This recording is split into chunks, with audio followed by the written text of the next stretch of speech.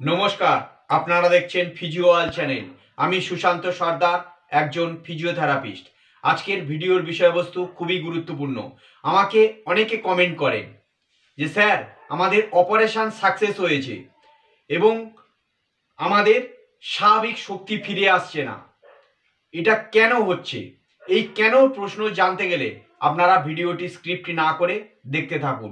এটা খুবই গুরুত্বপূর্ণ কমেন্ট, যেটা যাদের হাত বা পা ভেঙে যায়, যে সমস্যাটা হয়, আপনারা অনেক পয়সা খরচ করে অপারেশন করান বা প্লাস্টার করে অনেক দিন অপেক্ষা করবার পর হাড় যথাযথভাবে জোড়া লেগে যায়, কিন্তু অপারেশন সাকসেস হয়েছে, হাড় যদি যথাযথভাবে জোড়া লাগলো, তাহলে আপনাদের কোন সমস্যার কারণে আপনাদের স্বাভাবিক শক্তি ফিরে আসে না হাতের বা পায়ের ক্ষেত্রে? তো সেই বিষয়টি আজকের খুবই ভালোভাবে আমি বোঝানোর চেষ্টা করব। আপনারা ভিডিওটি স্ক্রিপ্ট না করে দেখতে থাকুন। যেমন বলে রাখি যে ডাক্তারবাবু অপারেশন খুব ভালো করেছেন, বা হাড় সেটিং করে প্লাস্টার করার পর হাড় খুব যথাযথভাবে সেটিং হয়েছে এবং আপনারা ডাক্তারবাবুর কথা মতো নিয়ম মেনে আপনারা চলেছেন। এবার রিপিট এক্সরে করে দেখা গেছে হাড় খুব ভালোভাবে জোড়া লেগে গেছে, কিন্তু একটা নির্দিষ্ট সময় পেরিয়ে যাওয়ার পর আপনাদের হাতের স্বাভাবিক বা পায়ের স্বাভাবিক শক্তি ফিরে আসছে না কেন? তো ফিরে আসছে না মূলত একটাই কারণে।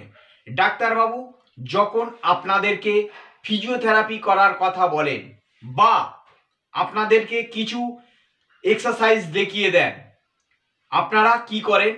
সেই এক্সারসাইজগুলো হয়তো যথাযথভাবে করেন না, বা ব্যথা বা ফোলার ভয়েতে যখন আপনাদের প্লাস্টার খোলা হয় বা অপারেশন করার পরে যখন ডাক্তারবাবু ফিজিওথেরাপি করতে বলেন বা ব্যায়ামগুলো করতে বলেন, তখন বিভিন্ন রকম মুভমেন্ট, সেই জায়গায় মুভমেন্ট করবার কারণে সেই মাসাল সহ জয়েন্টের যে পেন অ্যারাইজ হয়, আপনারা সেই ভয়েতে কেউ এক্সারসাইজকে বা ব্যায়ামগুলোকে নিয়মিত করেন না।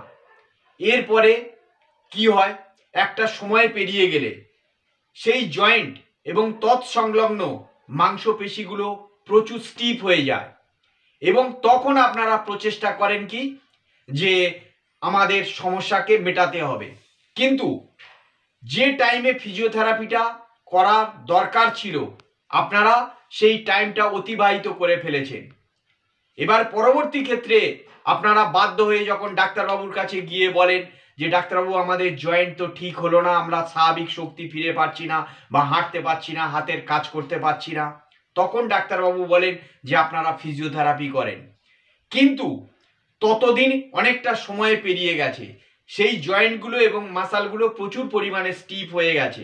সেক্ষেত্রে আপনারা যদি সময় পেরিয়ে যাওয়ার পর ফিজিওথেরাপি শুরু করেন, সেক্ষেত্রে আপনাদের স্বাভাবিক শক্তি পুরোপুরিভাবে ফিরে নাও আসতে পারে, হয়তো কাজ চলার মতন হতে পারে। হয়তো একটা জয়েন্ট, যেমন আমি এলবো জয়েন্টের কথা বলছি, এলবো জয়েন্টে অপারেশন হয়েছে, এখানে কোনো জায়গা ফ্র্যাকচার হয়েছে, অপারেশন হয়েছে, আপনাদের যে টাইমে ফিজিওথেরাপি করার কথা ছিল, হয় অর্থনৈতিক পরিস্থিতির কারণে হোক বা আপনাদের ব্যথা ফোলার ভয়ে হোক, যে কোনো কারণেই হোক, আপনারা যথাযথভাবে ফিজিওথেরাপি করাতে পারেননি।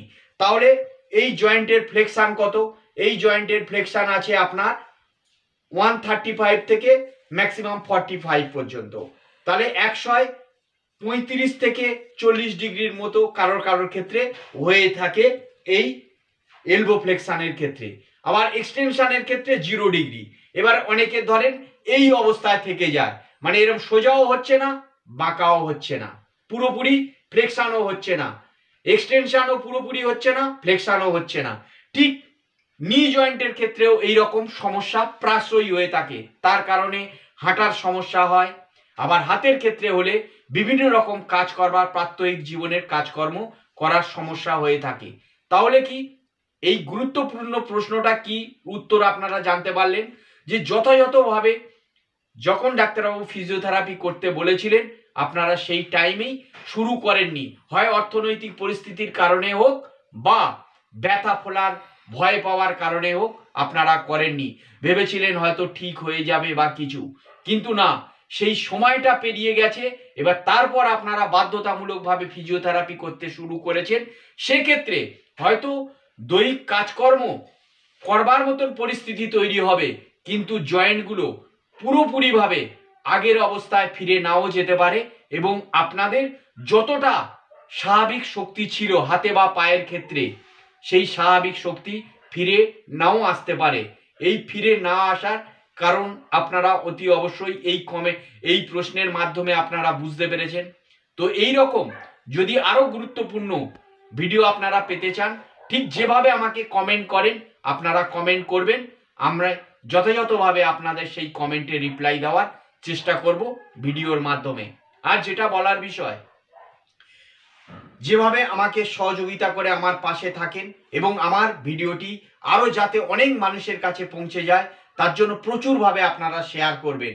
কারণ আমার ভিডিওগুলো সবসময় আপনারা জেনে রাখেন, দেখেন যে এটা খুবই ইনফরমেটিভ, মানে এখানে খুব তথ্যবহুল ভিডিও থাকে এবং এই ভিডিওগুলো যদি আপনারা জানতে পারেন তাহলে আপনাদের সমস্যাটা কি এবং কেন সেই সমস্যার পুরোপুরি রিকভারি করা সম্ভব নয়, তাহলে তার উত্তরটা আপনারা বাড়িতে জেনে যাবেন। তাহলে যার ক্ষেত্রে এরকম পরিস্থিতি আছে তারা কি করতে পারবেন, যে তারা হয়তো দেখছেন যে এমন স্টিপ হয়ে গেছে, সেখানে পয়সা অপব্যয় করবেন না বা পয়সা খরচের থেকে আপনারা মুক্তি পাবেন। তো এই রকম ভিডিও যদি আরো পেতে চান তাহলে আমার পাশে থাকবেন। পরবর্তী অন্য কোনো ভিডিওতে আবার আপনাদের সাথে দেখা হবে। ততক্ষণ সুস্থ থাকবেন, ভালো থাকবেন। নমস্কার।